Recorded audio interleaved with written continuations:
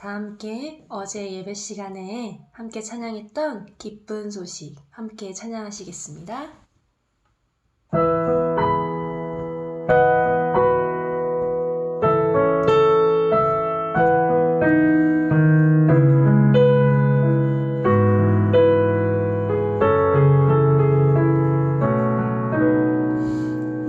눈부신 빛으로 기쁜 소식 들었어요.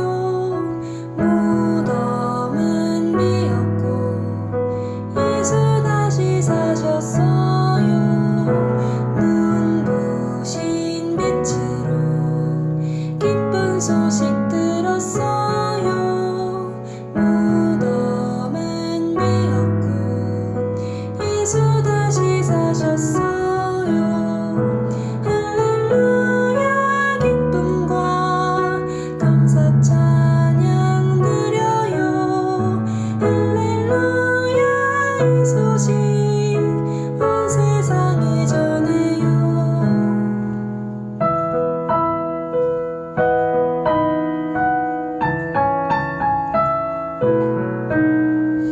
눈부신 빛으로 기쁜 소식 들었어요. 무덤은 비었고 예수 다시 사셨어요. 할렐루야 기쁨과 감사 찬양 드려요. 할렐루야 이 소식 온 세상에 전해요. 할렐루야 할렐루야 기쁨과 감사 찬양 드려요. 할렐루야 이 소식 온 세상에 전해요. 할렐루야 기쁨과 감사 찬양 드려요. 할렐루야 이 소식 온 세상에 전해요.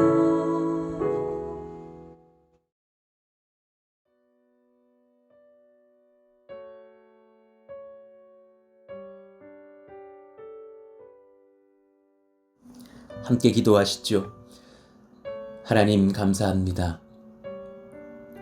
부활주일에 예배를 드리면서 살아 역사하시는 부활하신 예수님을 또한 만나는 은혜의 예배로 우리를 이끄시고 초대하여 주시니 감사합니다. 또 모두 예배로 드리면서 또 어린 아이들의 예배와 또 장년의 예배가 함께 드려지는 그런 은혜의 예배 중에 온 가족이 함께 주님을 누리게 하시니 감사합니다. 또 하나님 오후에 평택에서 안산에서 함께 교제하며 귀한 성도들 서로 만나며 또 부활의 계란과 선물들을 나누면서 같이 연합하고 주님을 찬송케 하시니 감사합니다. 저희들을 이끄시고 인도하시는 그 하나님의 은혜가 큰 것을 고백합니다. 하나님 우리의 모임 가운데 늘 좌정하여 주시고 하나님의 능력과 임재로 복주시는 그런 놀라운 푸른동산 교회가 되게 하여 주시길 원합니다. 오늘 또 월요일을 맞아서 또 하나님의 말씀을 사모합니다. 어제의 은혜는 또 어제로 좋겠으며 오늘 주님의 말씀과 은혜가 우리에게 필요합니다. 하나님 정말 자기 십자가를 지는 진리가 무엇인지를 깨닫게 하여 주시고 우리가 우리의 수고로 인하여서 하나님 앞에 큰 열매를 거둬들이려고 하는 어떤 자기 소망이 내려지게 하여 주시며 오직 하나님 앞에 예수님을 붙잡고 서는 거룩한 자기 부인의 열매가 일어날 수 있도록 기름 부으시는 그런 우리가 하나님을 온전히 쫓는 그런 자기 십자가의 길로 초대하여 주시기를 원합니다. 한 주가 그러하기를 원하며 또한 우리 가운데 부활의 기쁨을 누린 그 예수님을 향한 감격의 삶이 그러하기를 원합니다. 말씀하시고 인도하여 주옵소서. 예수님의 이름으로 감사하며 기도하옵나이다. 아멘. 우리 같이 암송하실 말씀은 오늘 또 월요일 새롭게 한 주를 시작하면서 빌립보서 2장 6절의 말씀을 읽고 암송하겠습니다. 빌립보서 2장 6절 우리 같이 화면을 보시면서 암송합니다. 그는 근본 하나님의 본체시나 하나님과 동등됨을 취할 것으로 여기지 아니하시고. 빌립보서 2장 6절 말씀. 아멘. 우리에게 주시는 하나님의 말씀은 사사기 9장 30절에서 45절의 말씀입니다. 사사기 9장 30절에서 45절의 말씀. 우리 한 절씩 교독하겠습니다. 그 성읍의 방백 스불이 에벳의 아들 가을의 말을 듣고 노하여 사자들을 아비멜렉에게 가만히 보내어 이르되, 보소서, 에벳의 아들 가알과 그의 형제들이 세겜에 이르러 그 성읍이 당신을 대적하게 하니 당신은 당신과 함께 있는 백성과 더불어 밤에 일어나 밭에 매복하였다가 아침 해 뜰 때에 당신이 일찍 일어나 이 성읍을 엄습하면 가알 및 그와 함께 있는 백성이 나와 당신을 대적하리니 당신은 기회를 보아 그에게 행하소서 하니, 아비멜렉과 그와 함께 있는 모든 백성이 밤에 일어나 네 때로 나누어 세겜에 맞서 매복하였더니, 에벳의 아들 가알이 나와서 성읍 문 입구에 설 때에 아비멜렉과 그와 함께 있는 백성이 매복하였던 곳에서 일어난지라. 가알이 그 백성을 보고 스불에게 이르되, 보라, 백성이 산 꼭대기에서부터 내려오는도다 하니, 스불이 그에게 이르되, 내가 산 그림자를 사람으로 보았느니라 하는지라. 가알이 다시 말하여 이르되, 보라, 백성이 밭 가운데를 따라 내려오고 또 한때는 무오느님 상수리 나무 길을 따라 오는도다 하니, 스불이 그에게 이르되, 내가 전에 말하기를 아비멜렉이 누구이기에 우리가 그를 섬기리요 하던 그 입이 이제 어디 있느냐? 이들이 내게 업신여기던 그 백성이 아니냐? 청하노니 이제 나가서 그들과 싸우라 하니, 가알이 세겜 사람들보다 앞에 서서 나아가 아비멜렉과 싸우다가 아비멜렉이 그를 추격하니 그 앞에서 도망하였고 부상하여 엎드려진 자가 많아 성문 입구까지 이르렀더라. 아비멜렉은 아루마에 거주하고 스불은 가알과 그의 형제들을 쫓아내어 세겜에 거주하지 못하게 하더니, 이튿날 백성이 밭으로 나오매 사람들이 그것을 아비멜렉에게 알리니라. 아비멜렉이 자기 백성을 세 무리로 나누어 밭에 매복시켰더니 백성이 성에서 나오는 것을 보고 일어나 그들을 치되, 아비멜렉과 그 떼는 돌격하여 성문 입구에 서고 두 무리는 밭에 있는 자들에게 돌격하여 그들을 죽이니, 아비멜렉이 그날 종일토록 그 성을 쳐서 마침내는 점령하고 거기 있는 백성을 죽이며 그 성을 헐고 소금을 뿌리니라. 아멘. 우리의 강점은 거룩한 절망감입니다. 라는 제목으로 하나님의 말씀을 전하겠습니다. 우리의 강점은 거룩한 절망감입니다. 아비멜렉을 대항하는 자가 일어나죠. 그의 이름은 가알입니다. 왜냐하면 아비멜렉의 행태를 보시고 은밀한 중에 역사하시는 주님께서 사사기 9장 23절에 말씀하신 것처럼 악한 영을 보내셔서 이 세겜 사람들 내부에서 반란이 일어나게 하셨기 때문입니다. 하나님이 아비멜렉과 세겜 사람들 사이에 악한 영을 보내심에 세겜 사람들이 아비멜렉을 배반하였으니 하면서 하나님께서 사람을 무너뜨리실 때 얼마나 간단하게 일하실 수 있는지를 성경은 증거하시죠. 아비멜렉이 그의 형제들을 죽이고 왕이 되었습니까? 그렇다면 또한 하나님은 세겜 사람들의 반란을 통하여서 아비멜렉을 무너뜨리실 수 있다는 것을 보여주시죠. 그 과정 중에 택한 자가 누구셨느냐? 에벳의 아들 가알이라는 사람입니다. 그가 세겜 사람들을 부추겨서, 아니 너희들은 저렇게 권세 없는 아비멜렉을 따르고 있느냐? 너희들이 나에게 조금만 힘을 양도하여 준다면 내가 아비멜렉을 무찌르고 나서 너희들에게 더 큰 권력을 줄 수 있겠다라고 설득을 하는 것이죠. 그러면서 아비멜렉의 방백이었던 또 오른팔 같은 사람인 스불을 자극하여서 노하게 하죠. 이에 스불이 이 소식을 아비멜렉에게 알리면서 아비멜렉과 가을의 전쟁이 시작이 되는 것입니다. 그 본문이 오늘 적혀 있죠. 참 가슴 아픈 전투가 시작됩니다. 34절을 보십시오. 아비멜렉과 그와 함께 있는 모든 백성이 밤에 일어나 네 때로 나누어 세겜에 맞서 매복하였더니 에벳의 아들 가알이 나와서 성읍문 입구에 설 때에 아비멜렉과 그와 함께 있는 백성이 매복하였던 곳에서 일어난지라 하면서 세겜 사람들이 서로를 죽이고 서로 간에 권력을 쟁탈하려는 참 무모한 전투가 시작되는 것이죠. 우리는 여기서 중요한 것을 하나 깨닫습니다. 우리의 주적은 우리의 경쟁심을 일으키는 형제가 아닙니다. 여러분 이것을 깨달으셔야 됩니다. 우리 같이 한번 고백해 볼까요? 우리의 주적은 경쟁심을 일으키는 형제가 아닙니다. 우리는 그들과 싸워서는 안 됩니다. 누가 우리를 부추긴다고 해서 그와 혈기를 부리며 전쟁할 것이 아니며 또한 가정 안에서 교회 안에서 우리의 이웃과 직장 생활에서 우리보다 더 탁월하게 일을 감당하는 누군가와 싸우는 것이 우리의 주된 경쟁의 대상이 되어서는 안 된다라는 것입니다. 이 말은 무엇이에요? 우리의 강점은 우리의 전문성도 아니라라는 것을 의미합니다. 믿는 성도들에게 우리의 강점은 우리의 전문성이 아닙니다. 우리가 우리 스스로 전문가라 말할 때 우리는 경쟁하게 되어 있기 때문이죠. 학원 강사들이 전단지를 돌립니다. 수학의 완성을 내가 시켜주겠다고. 영어의 전문가가 여기 있다고. 언어 영역의 권위자가 바로 이 학원 안에 있지 않느냐 말하면서 그 어떤 학원의 강사들은 자기가 전문가라고 얘기하죠. 그러나 우리는 세상 방식으로 선포할 수 있는 길을 걷는 사람들이 아닙니다. 우리는 전문가가 아닙니다. 이완 목사의 평생에 내가 목회 전문가라고 떠들고 다니지 않기를 원합니다. 저는 주님 앞에 참 연약한 청지기일 뿐입니다. 주님이 저에게 소명을 주신 거로 최선 다할 뿐이지 저는 이 분야의 전문가가 아닙니다.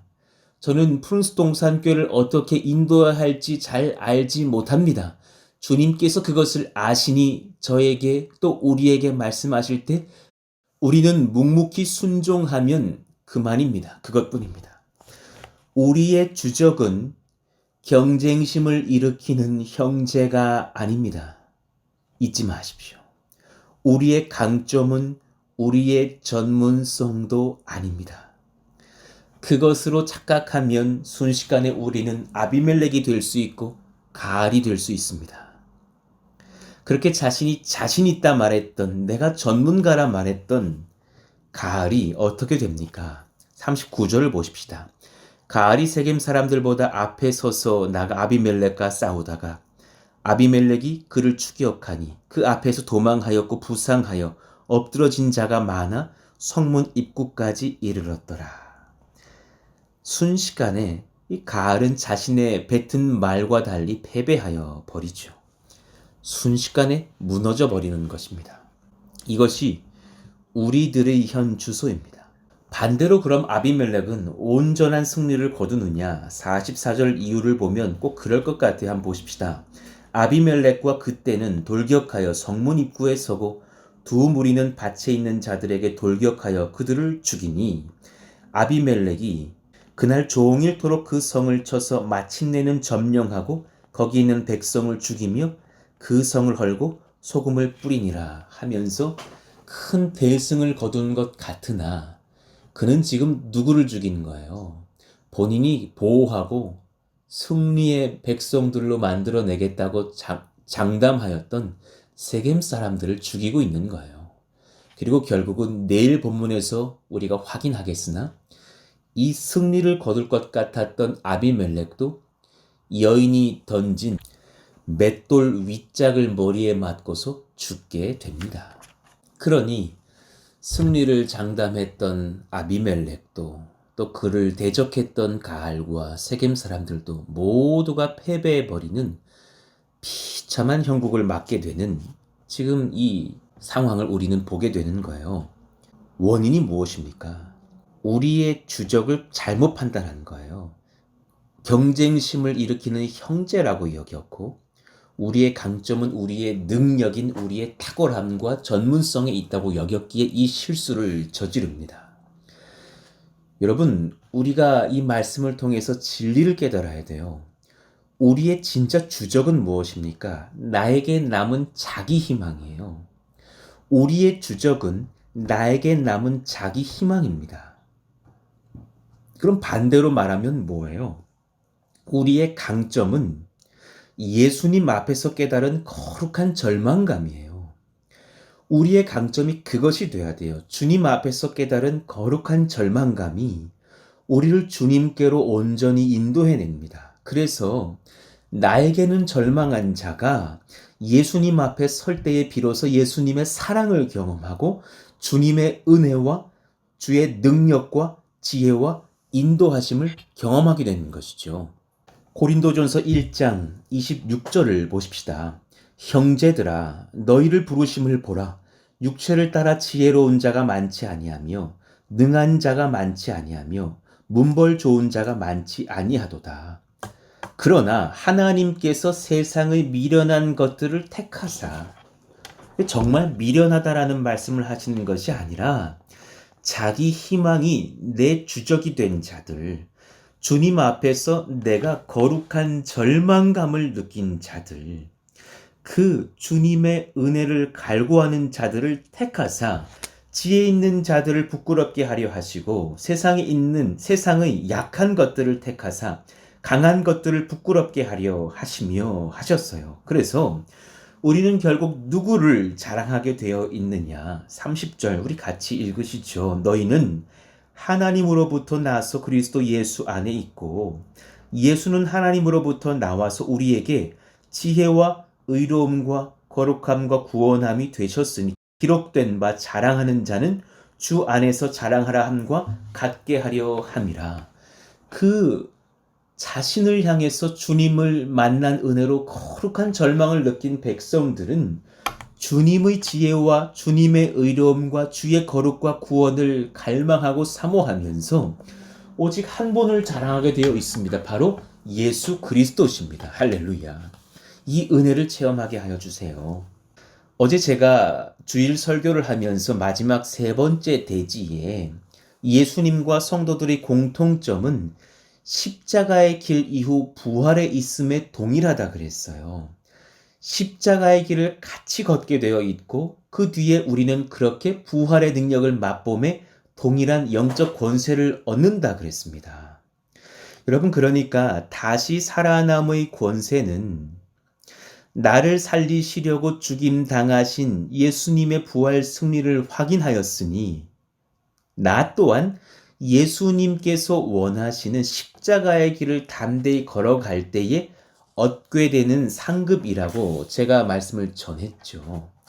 그런데 여러분, 우리가 이 자기 십자가라는 것을 굉장히 추상적으로 느낄 때가 많아요. 또 굉장한 나의 노력을 통해서 꼭 무슨 부처가 그랬다듯이 나의 몸에 살이를 다 빼내야 되고 굉장히 나를 어떤 박해하고 학대하는 그런 어떤 고난의 길을 걸어야 될 것 같이 여기는 사람들이 많아요. 그것이 자기 십자가가 아니에요.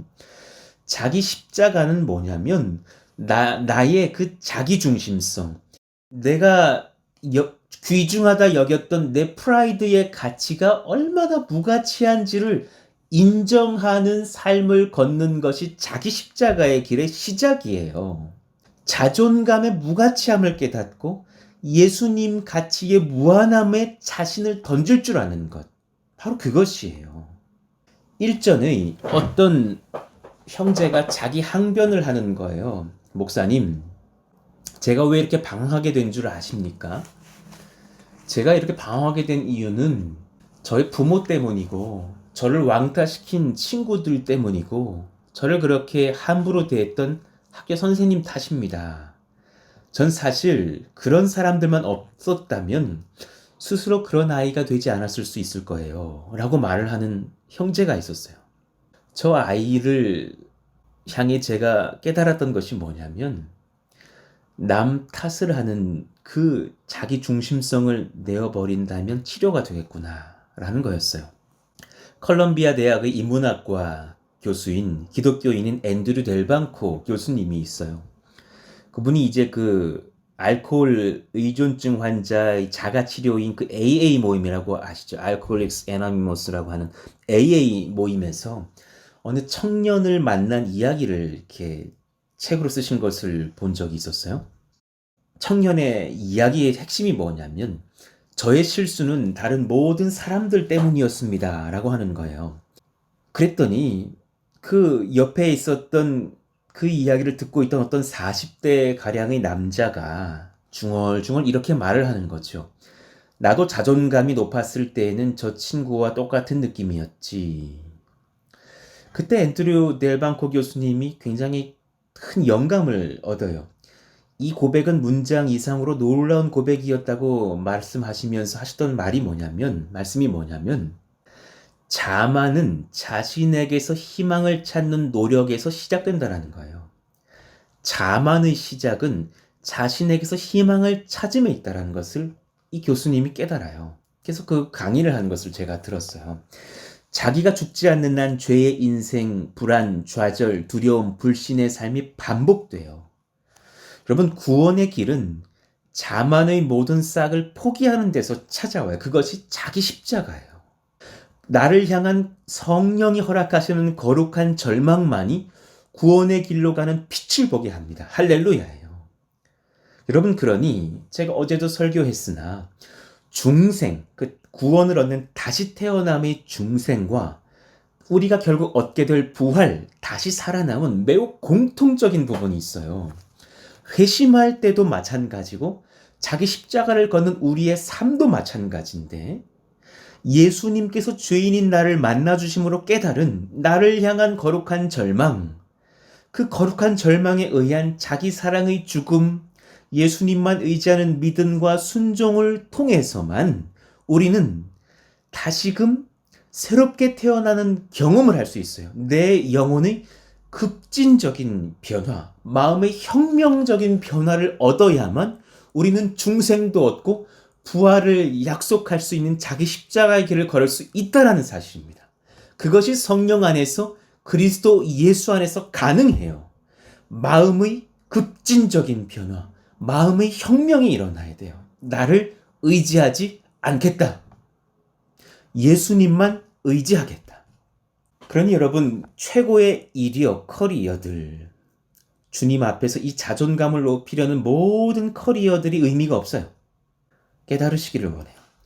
내 중심적으로 세상을 돌리기를 원하는 그 모든 노력이 헛돼요. 주님의 음성을 들으시기를 원합니다. 자존감을 얻으려는 모든 욕망을 혁명적으로 내려놓으라. 그 손을 놓으라. 너를 자신의 목숨보다 더욱 사랑하시는 주님의 자비와 은혜를 평안히 누려라. 그것뿐이니라. 그것이면 족하니라. 좀 더 노력하자. 그래서 나를 구원하자. 나 혼자서 할 수 있다. 아니요. 그 모든 자존심을 얻으려는 마음들을 다 내려놓으시기를 원합니다. 자존심을 지키려는 모든 노력을 내려놓으라. 요한복음 20장 19절에서 22절 사이를 보십시다. 이날 곧 안식 후 첫날 저녁 때에 제자들이 유대인들을 두려워하여 모인 곳의 문들을 닫았더니 예수께서 오사 가운데 서서 이르시되 뭐라 말씀하셔요? 너희에게 평강이 있을지어다. 이 말씀을 하시고 22절 그들을 향하사 숨을 내쉬며 이르시되 성령을 받으라. 여러분, 이 두 가지가 자기 십자가를 지는 방법이에요. 평강을 누리십시오. 예수님 안에서. 그리고 성령 받으십시오. 그것으로 충분합니다. 구원을 경험하면 나 또한 부활의 권세를 얻고 나의 옛 자아가 죽는 것과 주를 향한 내 영혼의 평안과 기쁨이 그렇게 급진적으로 임할 수 있는 것인가요? 많은 분들이 저에게 묻습니다. 예, 가능합니다. 그렇게 우리는 평안과 성령 안에서 자기 십자가의 길을 걸을 수 있습니다. 여러분, 사람이 언제 가장 큰 기쁨을 느끼는 줄 아십니까?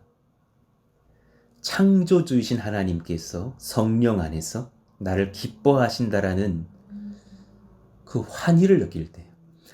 나를 위해서 십자가를 지시고 부활하신 우리 주 예수님께서 내가 주님만 의지하는 것을 아시고 가장 크게 기뻐하신다는 것을 체험할 때예요. 그때 우리는 영혼의 희락을 느낍니다. 어떻게 이것이 가능한가? 여러분, 팀 켈러 목사님의 설교를 인용해서 제가 한번 설교하죠. 미혼의 젊은 남녀가 잘 모르는 것이 있어요. 청년들이 아마 모르실 거예요. 그것은 출산의 고통과 끔찍함이에요. 결혼을 하지 않은 아가씨들에게 이런 설교를 하는 것이 참 송구하나, 출산이 얼마나 고통스러운지 여러분 아십니까? 얼마나 끔찍한 것인지를 얼마나 그것이 잔인한 순간인지를 아십니까? 대부분의 남자들과 혹은 경험이 없는 자매들은 잘 모르죠. 출산의 경험, 어쩌면 저와 결혼했다라는 이유로 새 아이를 출산했던 저의 아내의 그 경험들을 제가 옆에서 지켜보았을 때에 제가 솔직하게 그 출산의 끔찍함과 고통을 다시 겪게 해야 한다면 그것은 너무나 큰 상처라는 것을 느낄 만큼, 차라리 제가 만약에 저에게 그 출산의 고통이 임해야 된다면 저는 한 10개월 정도 다시 군대를 다녀오던가 아마 그런 다른 대체 방법을 제가 찾을 것 같습니다. 새 생명이 태어남이라는 것은 제가 그때 깨달은 거예요. 누군가의 피와 고통이 있어야만 가능한 거예요. 현대에도 그렇고 과거에도 더 끔찍한 것이 바로 그런 새 생명의 탄생 중에 여인이 겪는, 엄마가 겪는 고통이에요. 탄생, 나 자신이 하는 일이 아니라 누군가의 피와 산고로 이루어지는 거예요. 제가 사진을 하나 보여드릴게요. 저희 딸아이가 태어났을 때의 사진이에요. 저희 첫째 아이를 36시간 진통 끝에 낳고서 저희 아내가 척추 협착증이 있다는 것을 알고서 아내는 그때 깨달은 거예요. 나는 그 진통제를 맞을 수도 없고 촉진제를 맞을 수도 없는 몸을 갖고 있다는 것을 깨달아서 자연분만을 할 경우 굳이 병원을 갈 필요가 없다라는 것을 깨달아서 우리가 그렇게 산파를 찾아가서 애를 둘째를 낳았어요. 그래서 그냥 자연 분만을 해주는, 목사님의 아내이시기도 하고 산부인과 간호사이기도 했던 어떤 사모님을 찾아가서 그렇게 아이를 낳은 거예요. 그런데 그때 제가 깨달았어요. 아이가 하는 것이 아무것도 없어요. 엄마가 죽어야 아이가 태어나요. 엄마가 죽어야 아이가 태어나는 거예요. 그래서 나중에 그 아이를 받아서 그 아이를 이제 포대기에 쌓아서 뉘어놨는데 그 아이의 포대기에 뭐라고 적혀 있냐면 아이의 이름 이은서라고 적혀 있는 것이 아니라 산모의 이름 이보람이라고 적혀 있는 거예요. 그때 많은 묵상을 했어요. 지금 아이가 한 것이 없고 저 이름을 갖고 있는 엄마의 죽음 때문에 아이가 태어나는구나. 여러분, 똑같아요. 우리의 전문성 때문에 우리가 태어나는 게 아니에요. 우리의 경쟁력 때문에 우리가 태어나는 게 아니에요. 우리는 우리 스스로 그런 것을 갖고 있으면 절망감만 얻을 거예요. 스스로 할 수 있는 것이 아무것도 없어요. 그냥 예수님의 사랑과 예수님의 죽음 때문에 우리가 태어나요. 예수님은 우리를 해산하시려고 고난당하여 십자가에 달려 세상에서 사람이 죽을 수 있는 가장 끔찍한 방법으로 죽으셨어요. 그래서 오늘 우리의 구원과 부활을 위하여 친히 부활하셨기에 우리가 이 영적 권세를 얻습니다. 할렐루야. 여러분, 예수님의 음성을 들으셔요. 귀 있는 자들은 들을지어다. 사랑하는 나의 아들, 나의 딸들아. 나의 고통, 나의 산고, 나의 피, 나의 죽음으로 너희가 다시 태어났단다. 너의 죄의 대가를 내가 이미 다 사하였고 나의 의로움과 지혜와 거룩과 구원의 권세로 너를 덮었느니라. 모든 어머니들이 알고 계실 거예요. 산고의 흉터들은 하루아침에 없어지지 않습니다. 예수님도 마찬가지예요. 주님의 손과 발과 옆구리에는 어제 우리 설교의 마지막 그 샌드아트의 영상에서 보았듯이 아직도 구멍이 나 있습니다. 주님의 흉터가 여전히 존재하죠. 그러나 그것으로 슬퍼하시는 것이 아니라 여러분이 하나님의 자녀가 된 것으로 우리 예수님께서는 기뻐하십니다. 그 기쁨을 오늘 이 새벽에 누리십시오. 그 기쁨을 쟁취하십시오. 그것은 성령 안에서 급진적으로 가능한 것입니다. 해산의 기쁨이 산고의 고통을 압도해버립니다. 아이가 까르르 웃을 때에 그 어머니는 산고의 고통을 잊어버리고 행복해하는 것처럼 예수님 또한 그 기쁨을 누리실 것이고 그 기쁨을 통하여서 또한 그 부모 되신 예수님의 웃음을 바라보는 우리 또한 같이 웃을 수 있는 이 새벽이 되기를 원합니다. 요한복음 16장 21절 말씀.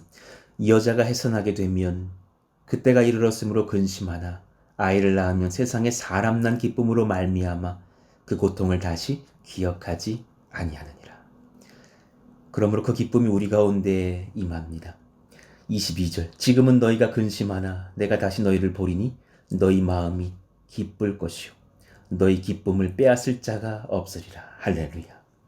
로마서 6장 5절 말씀. 만일 우리가 그의 죽으심과 같은 모양으로 연합한 자가 되었으면 또한 그의 부활과 같은 모양으로 연합한 자도 되리라. 아멘.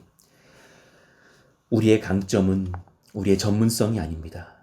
우리의 강점은 하나님, 은혜, 예수님의 사랑 앞에서 깨달은 나를 향한 거룩한 절망감입니다. 내가 할 수 있는 것이 아무것도 없음을 깨닫고 주님을 기뻐하십시오. 주님의 구속의 능력을 찬송하십시오. 그 기쁨을 회복하시는 오늘 귀한 새벽이 되기를 원합니다. 오늘 말씀을 기억하시면서 하나님, 나에게 희망을 두는 자가 되지 않게 해주십시오. 경쟁심이 나의 권세가 아니게 하여 주시고 나의 전문성이 나의 강점이 아니게 하여 주시며 오히려 나의 강점은 예수님이 되게 하여 주시고 주님 앞에서 깨달은 나의 거룩한 절망감이며 주님의 능력과 권세와 사랑이 유일한 나의 권세와 강점이 되게 하여 주십시오. 고백하는 그런 깊은 기도가 있기를 원합니다. 같이 한번 그렇게 주여 부르짖고 기도합니다. 주여! 하나님 감사합니다. 그 거룩한 기쁨을 회복하여 주시는 새벽을 허락하시니 감사합니다. 엄마가 죽어야 아이가 태어난 것처럼 예수님이 죽으심으로 우리가 태어났음을 깨닫습니다. 우리의 삶 또한 그러하기를 원하오니 나를 부인하며 예수님의 권세를 의지하는 삶을 날마다 살게 하여 주옵소서.